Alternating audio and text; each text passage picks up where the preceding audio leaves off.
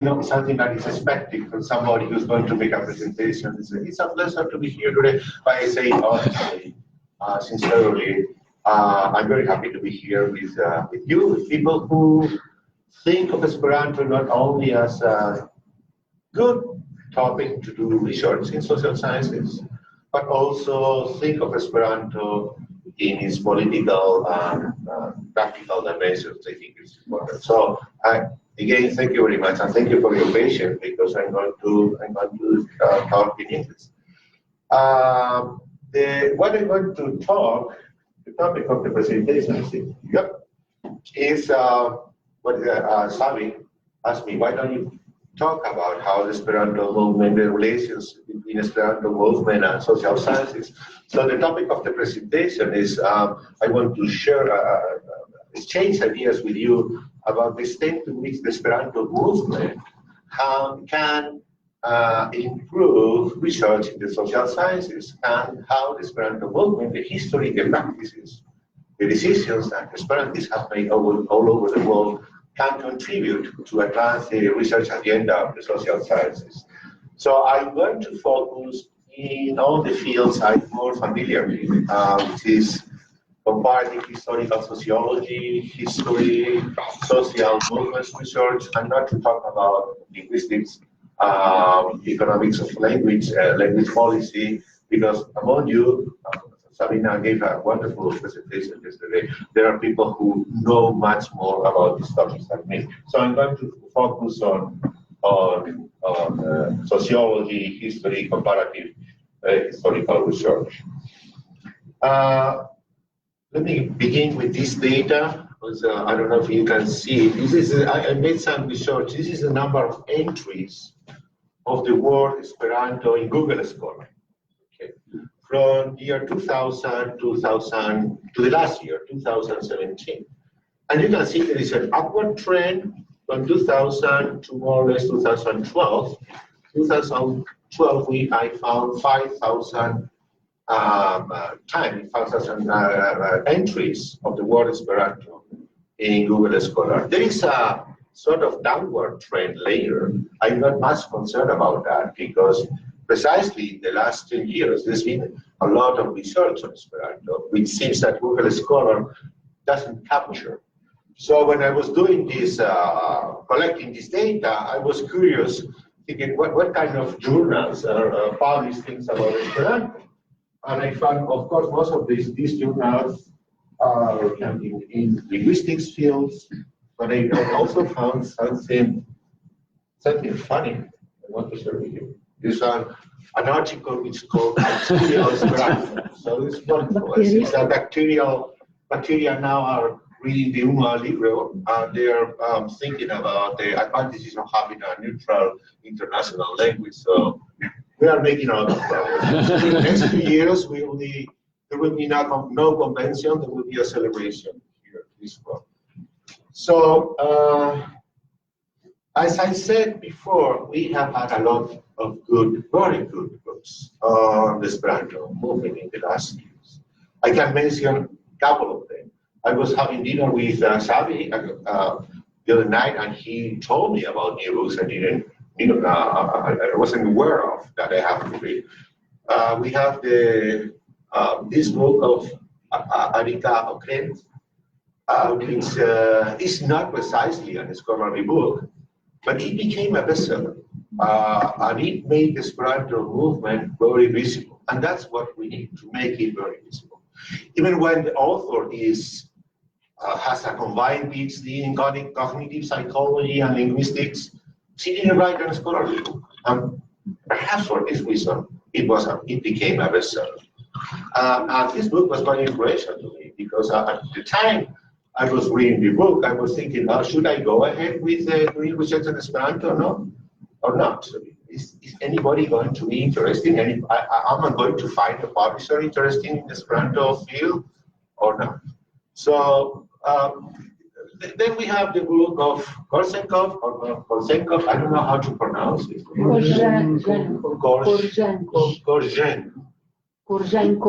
Korzenkov, thank you. This is the translation of made by Richmond. And this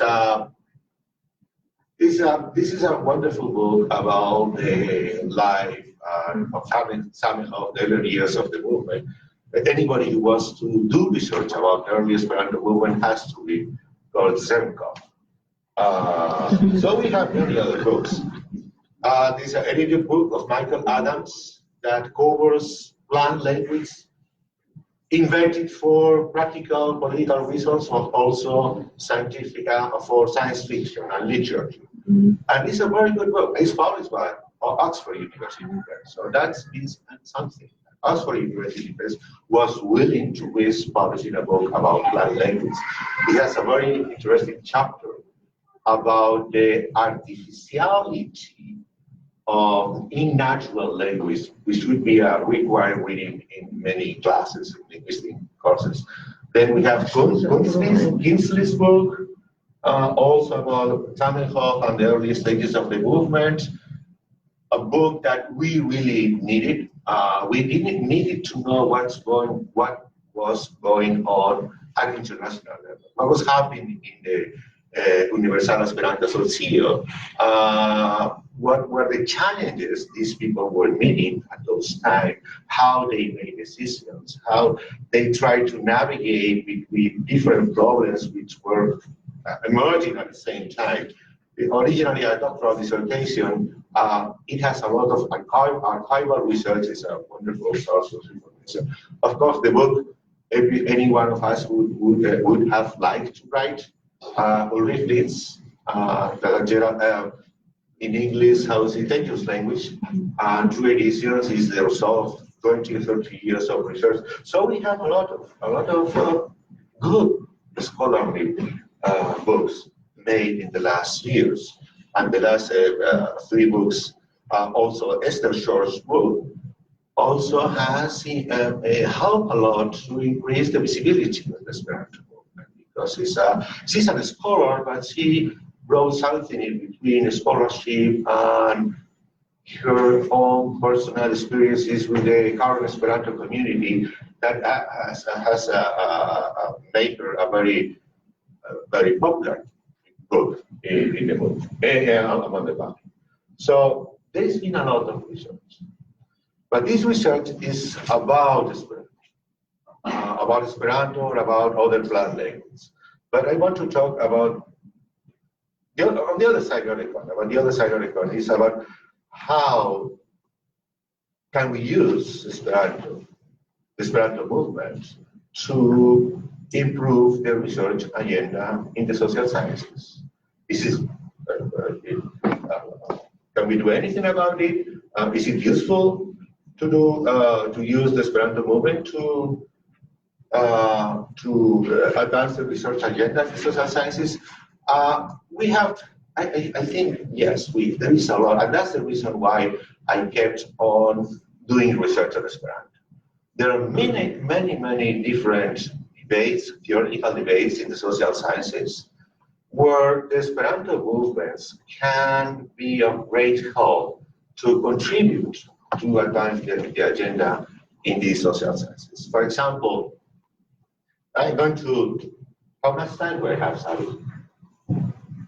There's 45 minutes. 45 minutes, so I have time. For example, in labor history, this is a debate for the last 10 years in this field of research.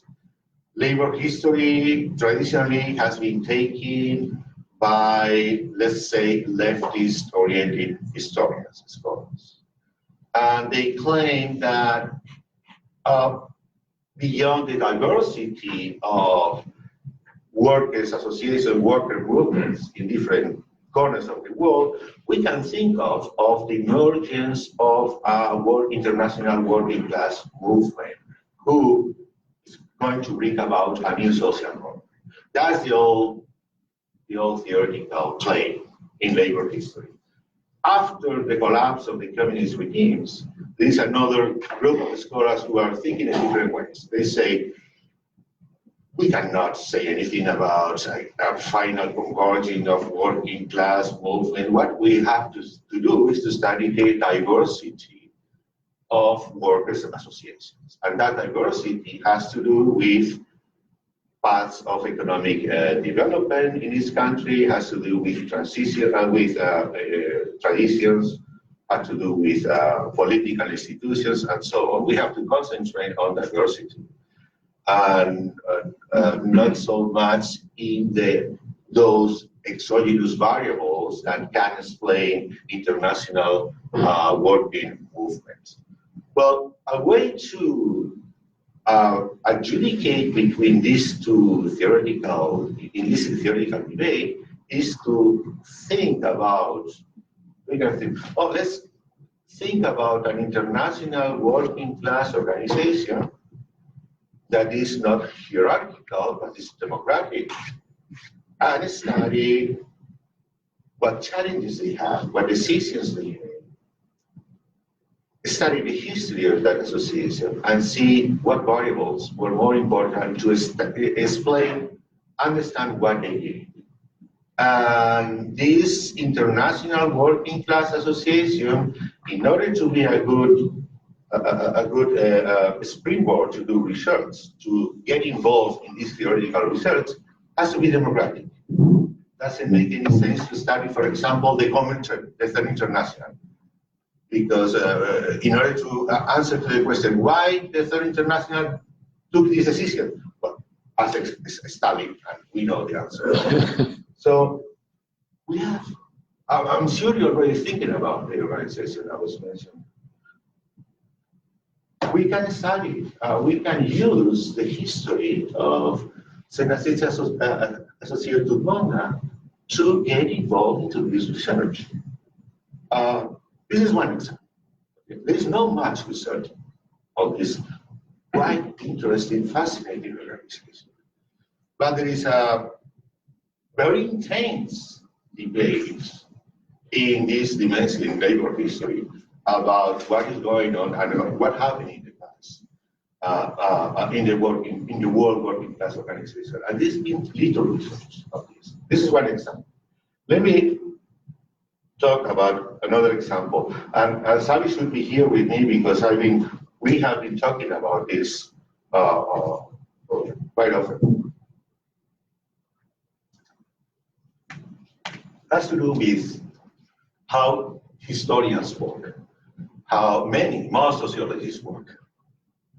And the way we work is the way any other scientists work. We try to simplify the field of research in order to try to understand things. So, for example, historians, well, I want to study why there was a civil war in Spain or there was a civil war in the United States. I want to know why there was a revolution in Russia or in that another country. Those elections were so important that changed the path of the country. So we choose one topic for research. This is what I want to study.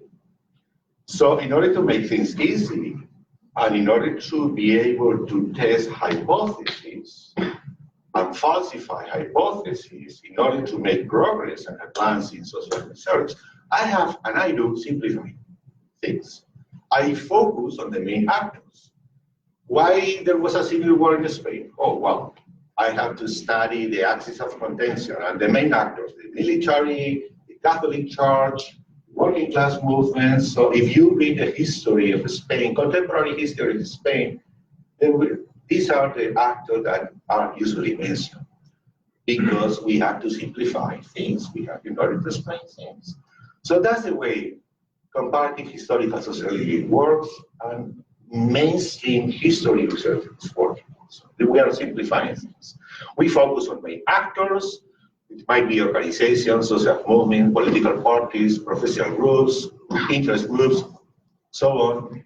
And at the same time, these actors by themselves are simplified. We think of them as self-enclosed compartments. There are actors that we can see there are close boundaries. This is the Catholic Church, and this is the working class this is a trade union. This is a different trade unions.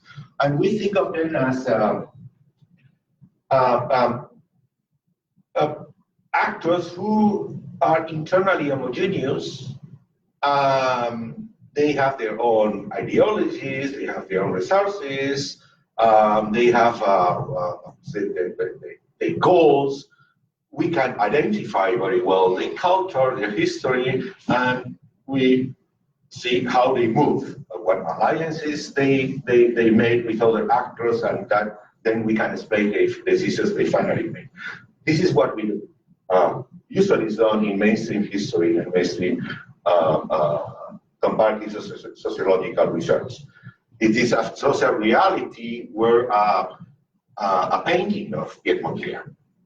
Very simple. The problem with this way of doing research is that we miss a lot of things, because real life is not like a late Mondrian picture.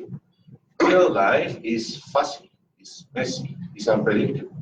There are many other actors and many other people living there, making art retreats, experimenting with their own identities, doing many other things. Not everybody was concerned about this main axis of contention. Not everybody was thinking about what is my position about this topic of contention. I need here on the left, on the right, up, on down. No, people were living their lives. People were experimenting with their lives. Of course, not everybody. There were people who were trying to see if they were going to be able to have dinner. But many people, middle class people, were living their own lives. And if we focus on those main actors, we miss these things. Real life was like, this is an early Mondrian picture. We can see the actors, but there are many more of them, and there are no close boundaries. This is a social actor, but you can go through the borders and talk to other people. And you can go here and talk to other people. And internally, they are not homogeneous. There are many grays. And that was real life. That is the real life that we miss if we make mainstream research. So now I am working on, there is a lot of, Catalonia has been in the headlines for the last 4 or 5 months. I'm working and doing research on Catalonian politics and society in the late 19th century, early 20th century. So in order to understand what kind of society was Catalonia at the turn of the 20th century, we can focus on the main actors. I read a lot of handbooks of history of Catalonia. Most of those handbooks, they talk about the Catholic Church, the anarchist movement, the Employers Association, the nationalist Spanish Catalan nationalist movement, the Spanish nationalist movement, and so on. But if you look at the journals, if you dig into the archives of the journals, you see you have a different picture. How was Catalonia at the end of 19th century, early 20th century? At that time, Catalonian people didn't know that there was going to be a war in 1936. So they were living their lives. What kind of lives did they live? We find many interesting things. For example, this is the first International Congress of the Spiritists, which took place in Barcelona in 1888. We don't know much about the Spiritists because it was not a main actor, but it was important. The Spiritist movement was an important movement that people, cultivating people, university professors were interested in this movement. So it gathered a lot of attention. Barcelona was the headquarters of the Spanish Spiritist movement. It was popular. We know in the Esperanto movement, Emile Boilat was interested about psychic experiences. In France, sometimes they were debating if it would be a good idea to have a professorship in psychic studies. So this is not about Catalan nationalism or capital labor, people were thinking about it. Also important, the Theosophical movement. The Theosophical movement had tens of thousands of members in Europe at this time. Also, we have a branch of the Theosophical movement in Catalonia. This is a picture of a split of the young section of the international Theosophical movement, which is based in London and in India. This split section, they were called the practical idealists. So these are Catalan practical idealists having an excursion. It was very popular to just have a walk and go to the mountains. Okay, so again, this is not about nationalism. This main topics of contention did not exhaust real life. By the way, both the International Psychic Association and the Catalonian, the Barcelona Practical Idealist Organization, in the headquarters of the Catalonian Practical Idealist Association, they got Esperanto classes. They taught Esperanto. They were interested about Esperanto. What else do we have? Well, it was time where there were many people concerned with a return to nature. Okay. There was a lot of, there were people who were nudists, people who made excursions to the woods, to the mountains. This is a picture of inmates of Catalonia. Again, this is the anarchists, inmates in the picture was taken in 1928 or 29, I don't remember, who were also happy to take off their clothes. Since they were already in jail, nobody was going to find them or take them to jail because they were already in jail. They said, okay, this is a great opportunity. What else do we have? Vegetarians. At the beginning of the 19th century, the vegetarian movement has a religious connotation. But later, this religious connotation disappeared. So this is the picture taken in March 1909. It's a couple of months before the Esperanto International Congress in Barcelona. This is a picture of the coming to the public of the Barcelona Vegetarian Society. These people also promoted Esperanto. What else do we have? Well, this is the people I admire the most. These are the radical feminists, anarchists of Barcelona, the section of Mujeres Libres, free women. These were really dangerous people, because they knew that even the most radical comrades, the anarchist men, could be of help, somehow, to advance their agenda, political agenda. But at the same time, you have to be suspicious with them. Because I have a quotation from these women. Not even our anarchist comrades might help us every time, because there is so much vanity ingrained in the masculinity. So these there were women which were really radical, among the most radical feminist movement in Barcelona, which they were also promoting Esperanto. Okay. So you might ask me, well, what are you going to? We know that social reality was much more complex, variegated, funny, messy, unpredictable. We know that. And what's the help? You should concentrate on main actors in order to be able to simplify reality and test hypotheses. Okay, let's concentrate on main actors. Catalonia, Civil War in 1936. I go to I read the handbooks, Catalonia history. Main actors, Catholic Church, employers, working class movement, nationalist movement, anti-nationalist movement. Let's go to the main actors. What do you have? So this is a picture of Fondi Hidalgo. He was a Catholic priest. He's a very committed Esperantist who was killed in, I think, in August 1936 by anarchists. He was a leading member of the Esperanto Association in Catalonia, and he was a member of the church.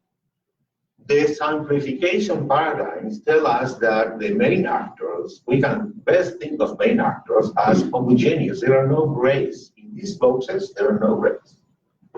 This person had problems because he was a priest and Esperantist. Because some sectors of the Catholic Church said, well, look, if you think we need an international language, we have Latin. Why are you promoting Esperanto and talking with the atheists and working class people? They're dangerous. You shouldn't do that. Okay. Another main actor, the nationalist movement. This is the front page of Catalunya Esperantisto, the journal of the Catalan Esperanto movements. Does it mean that all Catalan nationalists were promoting helping Esperanto? No. There were some Catalan nationalists who were committed Esperantists because they were Catalanists, because they were nationalists.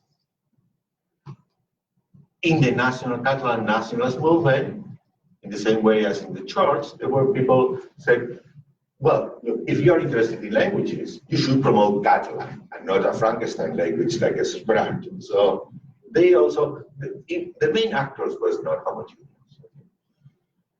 Okay, who were the worst enemies of the Catalan nationalists? The Spanish nationalists. In the first decade of the 20th century, the worst enemies of the Catalan nationalists were members of the Radical Party, and the leader of the Radical Party was Alejandro Lerroux. So we see people close to Alejandro Lerroux's anti-Catalan party setting up, establishing Esperanto groups. Tero Kai Liberezzo has changed his voting committee. These are the newspeople. The president, honorary president, is Alejandro Lerroux, the leader of the anti-Catalan. So life is much more complex.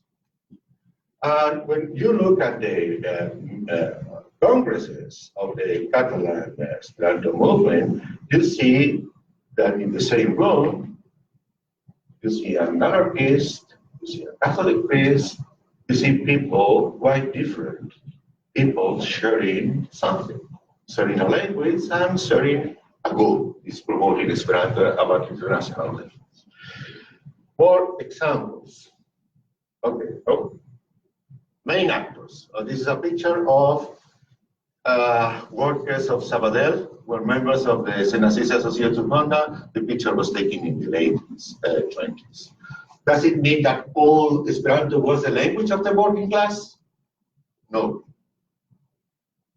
This is the Employers Association, Fomento del Treball Nacional, who sometimes, not very often, help the Esperanto movement. They said, if you have, this is the meeting room, you can come to the headquarters of the Employers Association and you can have your meeting. And you can see working class people, taking part on a meeting in the headquarters of the Employers Association. When in the streets, in the 20s, employers were hiring young people, gunmen, to kill anarchists, and the anarchists were defending themselves with gangs. There was a lot of violence, political violence, in Catalonia in the 20s. So, what does it mean? Where am I leading to? I'm leading to trying to explain, what I'm trying to do now is to explain something that still strikes me a lot, which is that in 1947, 8 years after the end of the Civil War, it was an atrocious, extremely violent Civil War. Only 8 years later, you see the Hispana Esperanto Federación working again, re-establishing again. It's amazing. If you read the handbooks written by historians, sociologists, about the Franco period, they tell you the same story. The Spanish society after the Civil War was a wasteland. There was no independent organization. Any kind of organization that you could see was part of the political party or was a transmission belt of the Catholic Church. There was no independent organization. Wrong. You are simplifying reality. You are not digging. You're not seeing what was going on. You are a little bit more careful. If you look at reality, taking the early Montreal picture, you will see something extremely interesting, which is that people who 8 years earlier, 10 years earlier, were saying we should kill those fascists, and the fascists said we should kill those communists, because there were Esperantists on both sides of the trenches. 8 years after the Civil War, you see Esperantists who had been fighting against each other, bitterly fighting, are joining, gathering in the same organization. You see anarchists, Catholics, communists. In fact, the redactor of the bulletin, this is the first issue of the bulletin of the Esperanto, Hispana Esperanto Federación, issued in 1949. The redactor of this bulletin was the redactor of Popular Front, a person very close to the Negrin government, which was a close ally to Stalin. Well, Stalin helped them. So it's striking.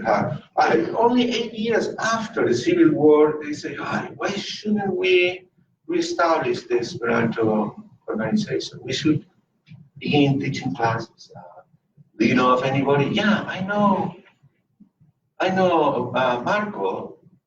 Marco is living now in Zaragoza, and he taught some classes, and perhaps he can teach some classes of Esperanto. He was an anarchist.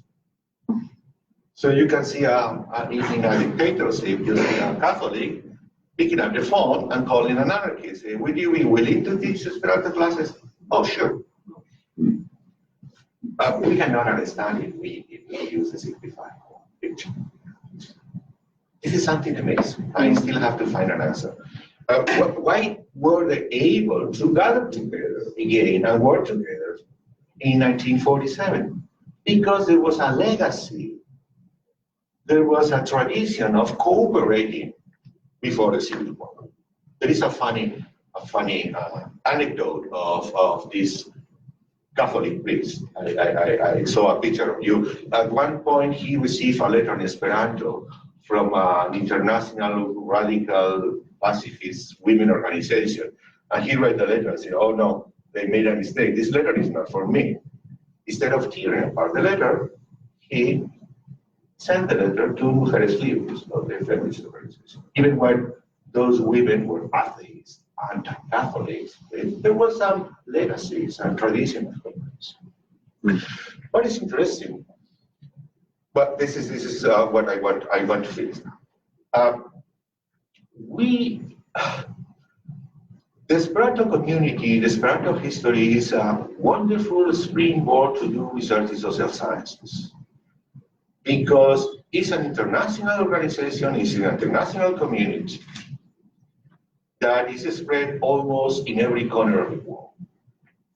So this is a wonderful set of data, of historical sociological data, because we can apply the sort of experimental results. What happens if we give this pill to this patient and the same pill to this different patient? The pill is the same. There were many Esperanto was spread almost everywhere in the world. And at the bottom, all the Esperanto associations, independently of the differences in goals. At the bottom, the goal was to introduce Esperanto as the international auxiliary language. So we have the same pill administered to many different patients. That's what we need to do social research. So how do those patients react when they take a pill? This is the Ulrich Lindsay has made this. We have the Esperanto pill administered to Stalin and Hitler. What did they do? But this one, okay. We can do the other way around. Is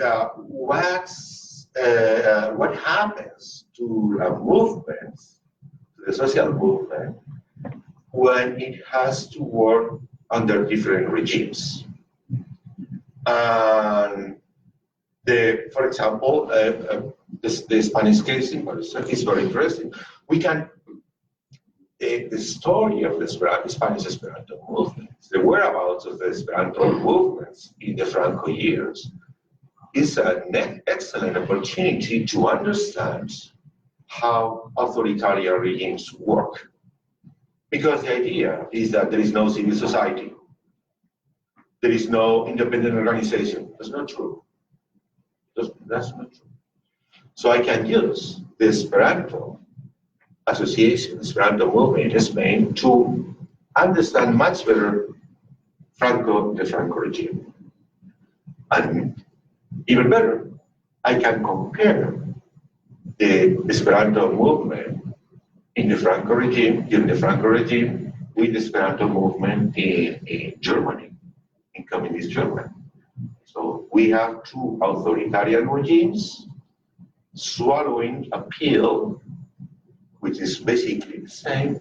So I can say a lot about civil societies under authoritarian regimes using the Esperanto movement, because I can use, because that lets me to make comparative historical research.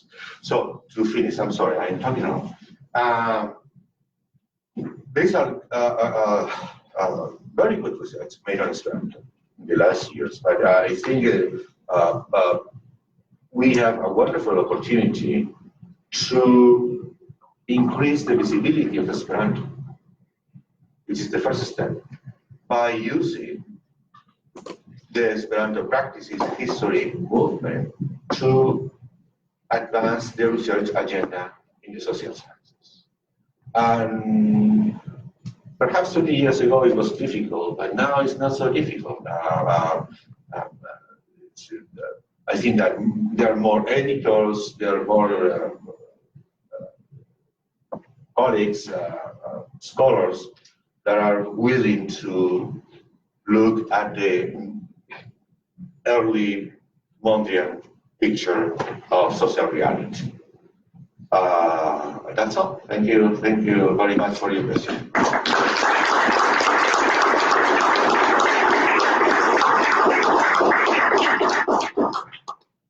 Roberto, I'm sure you would be happy to make questions or comments. Right.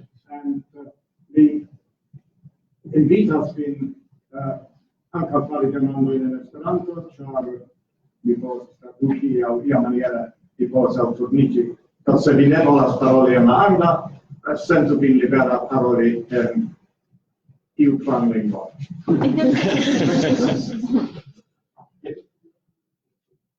Yeah, this is fascinating. Somehow the slide changed, but anyway, that's fascinating too, but for a different reason. But I don't need the slide. It's fine.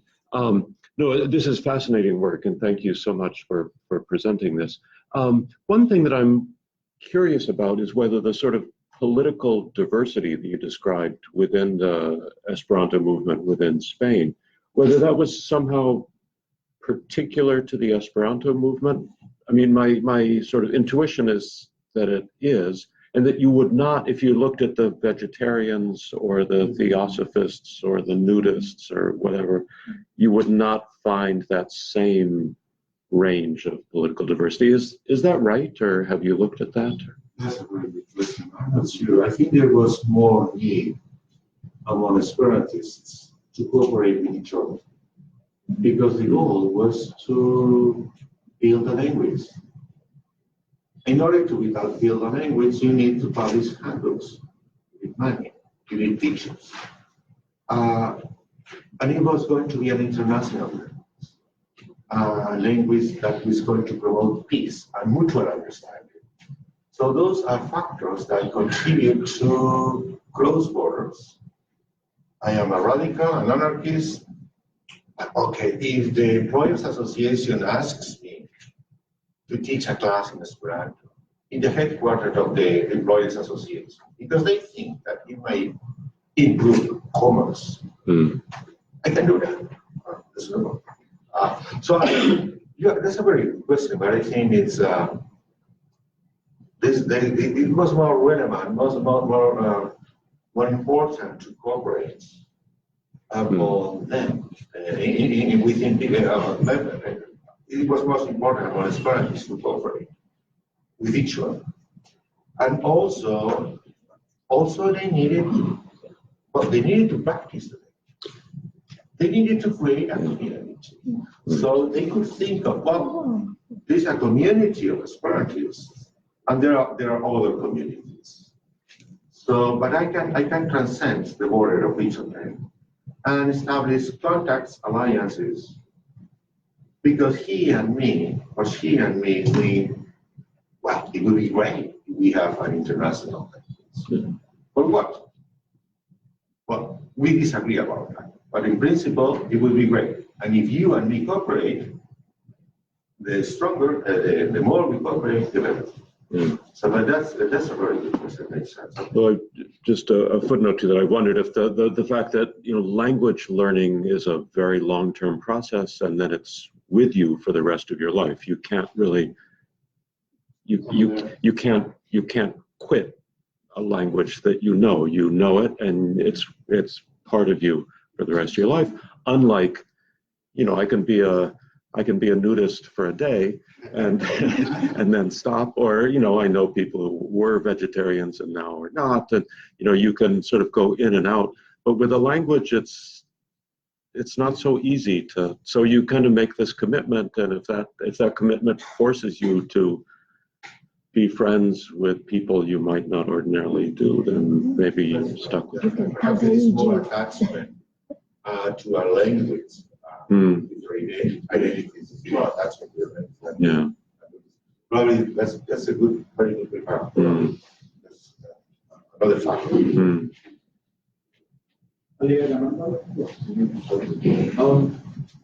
The Esperanto as a social movement, as measured by the number of members in the big association, Universal Esperanto Association, has been slowly shrinking since 1986.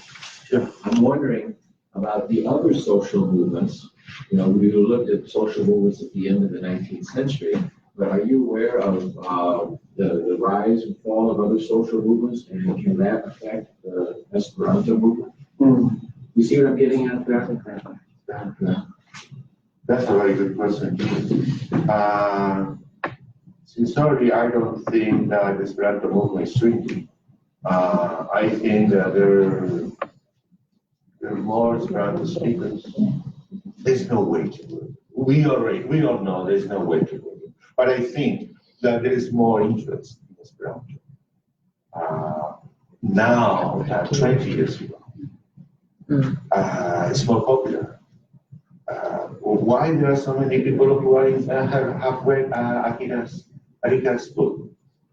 I don't know. It's fashion, I don't know. But it's particularly among young people, it looks to me it's more popular. So there are fewer Esperantists now. I don't know what is the standard percent.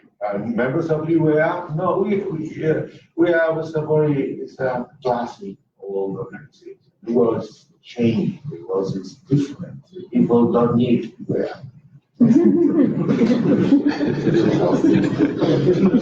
It's an issue of modes of organization, modes of association.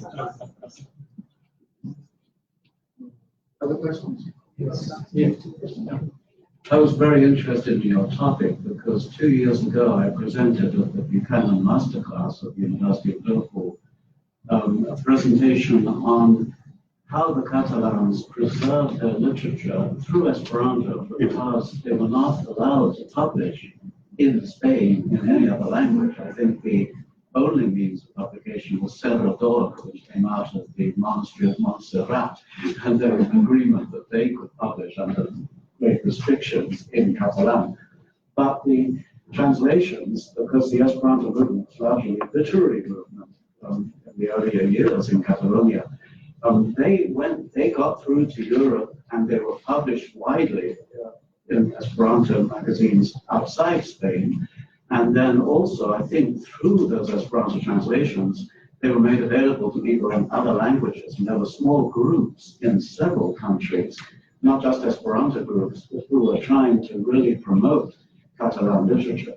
And so it's interesting to see how that was going on. It would be good to compare if other people who are not Esperanto speakers were also managing to get Catalan literature published in other translations abroad. I want you to comment on one other thing too. It is interesting that at the time of the Civil War, there were at least a couple of well-known commanders in the Franco troops, but I think the large majority were on the Republican side. And so again, some of these people were actually literary people as well. You don't think of generals writing literature, but in actual fact, there was quite a bit of that going on at the time. So I really was interested in seeing how this could apply to research and sort of what more we can learn through that and contribute to the social sciences from it. Yeah. Thank you. Well, you're right. There was one of the reasons that some Catalan people became Esperantists. They said we are first Catalan nationalists because of this we are Esperantists. There were some people, other people say, I don't care about nationalism, Spanish or Catalan nationalism. First of all, I'm Esperantist. So there was within the Catalan Esperanto movement, this was a variety of opinions and differences. But one idea was that in order to give more visibility to minority languages, we could use Esperanto and show that my language is as good as your language, has the same value as that was the claim of Catalan nationalism. And I sympathize with that. Because at that time, Catalan was not taught in the school. At that time, the first years of the first decades of the 20th century, it was illegal. Funny thing is that the Spanish government passed a law by which you could teach Esperanto at the university, and there were classes of Esperanto at the university. The teacher was a Catholic priest, but you cannot teach Catalan language. So for many Catalan nationalists, Esperanto was a safety valve. They were asking for mutual respect, and they found it in the Esperanto movement. So that's very interesting.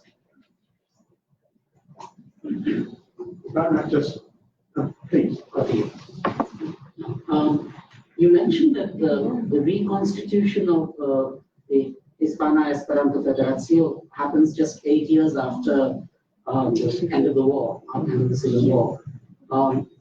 Do other organizations also get reconstituted similarly, as quickly as that? I don't think that. I'm asking partly because, for example, after the Civil War in Sri Lanka, they've had a tremendously difficult time to try and get civil society back into organization. It was not very strong to begin with. Your contention is that there was a history of civil society organizations in Spain, which makes this reconstitution faster. So there seems to be something going on there of which might suggest that other organizations too should have formed or should have been reconstituted early enough. That's a very good question. For example, the concept with Sri Lanka should be very present. Are there any other organizations that were reconstituted shortly after the end of the Spanish Civil War? Probably there are. I don't know. The most important one, also important is that how is it possible that there was an independent organization that promoted reconciliation only 8 years after the civil war? Is there only any other organization in Spain that promoted reconciliation? Because if you look at read the history books, it was impossible. The country was divided. It was two states, victors and defeated people. But it's not true. We have the separatists, and I know about other organizations that promoted reconciliation. That organization was created after the civil. But now I cannot think of any other organization. An independent organization where people from both sides gather, look at each other face to face, talk about what happened. We went crazy. We wanted to kill each other. Okay, let's not talk about that. Let's try to go ahead. Let's try to go forward. Let's teach us better. I don't know if there's another organization. Just one observation and one question. There's an article by Roberto, which I'm sure you know. An article by Roberto about the Barcelona Esperanto Congress, and we know that the speech that Zamenhof gave at that Congress was his shortest Congress speech, and it has almost no content. He was clearly deeply embarrassed to have a Congress going on in Barcelona in the middle of the tensions of that year, 1909, I guess. A really difficult period, and one that had a lot of effect on Zamenhof's own psyche, I suspect. That's the observation. The fact is, of course, that one can look at this thing two ways, can't one? One can look at the way in which the Esperanto movement perhaps will tell us something about civil society in general. The other side of that is how civil society actually impinges on the Esperanto movement and causes certain kinds of responses. For me, at the moment at least, an issue that I think is really worthy of consideration is the whole question of how, in the period between 1953 and 1990, the Esperantists of Central and Eastern Europe accommodated themselves to the regimes. You are looking at, or we were talking about, a civil war that is now 80 years in the past, and there are very few people left who can even talk about it. We have actually a far more contemporary example of that same kind of accommodation, where the people are still living and where they have stories to tell. And I think it's extremely important that we get out there and get those stories. I agree with that.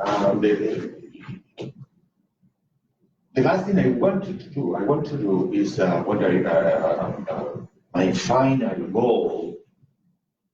The problem with me is that when I begin doing research, I always go backwards. But the final goal was to compare the Spanish Esperanto movement with the Esperanto movement in Germany, communist Germany.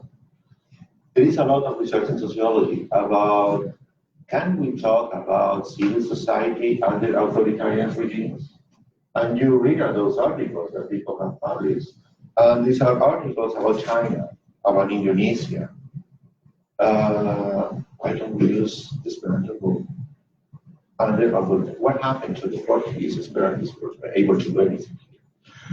So my idea was, still is to compare Esperanto under Franco with Esperanto in Democratic Communist Germany. Because there is already some research done by Garvia and his associates. So I can use Esperanto movement is a wonderful tool to understand how, in what conditions, civil societies work under authoritarian regimes. What compromises, what exchanges are between associations which want to be independent and the authoritarian government. To what extent they can do what they want to do? How can keep their democratic traditions, institutions? What things they have to silence, say, not to talk about.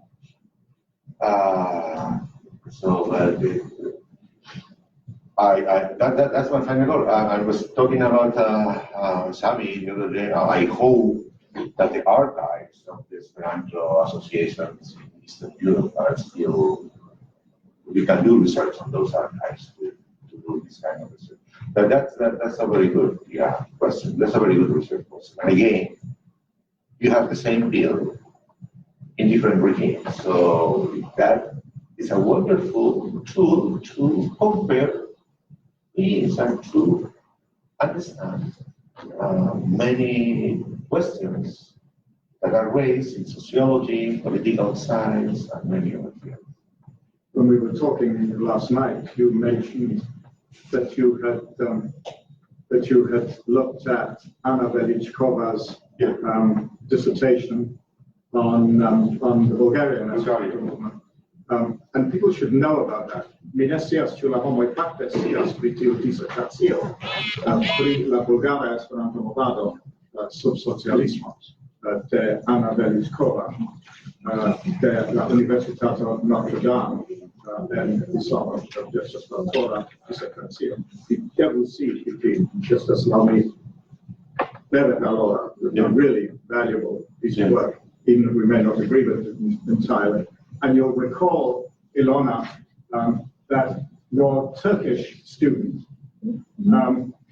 gave a talk about a collection of letters of the Turkish Esperanto Association sent to Bulgaria about the ill treatment of the Turkish minority in Bulgaria in the 1980s. And she promised she was going to write something on this. I don't know if she eventually will. But this is another really interesting example of material that's out there. Yes. I think it is interesting that we have all the documentation of Esperanto as promoting dangerous internationalism, about the dangerous language. But yet, we also have this possibility of revitalizing the Esperanto movement even under dictatorships or authoritarian regimes. I think it's true that at one point Esperanto was banned only in Romania and Portugal, presumably under Salazar. And I don't know the history of that. If any Portuguese Esperantist knows enough about that particular ban when it wasn't being banned specifically in Spain. Yeah, it was in Romania. Yeah, in Romania, and it was Portugal. It was not. I think we need to move on. And in fact, I hate to say it, but perhaps our conclusion should be that a nice dose of authoritarianism creates a strong Esperanto movement. Maybe that's worth studying. Thank you very much. Thank you.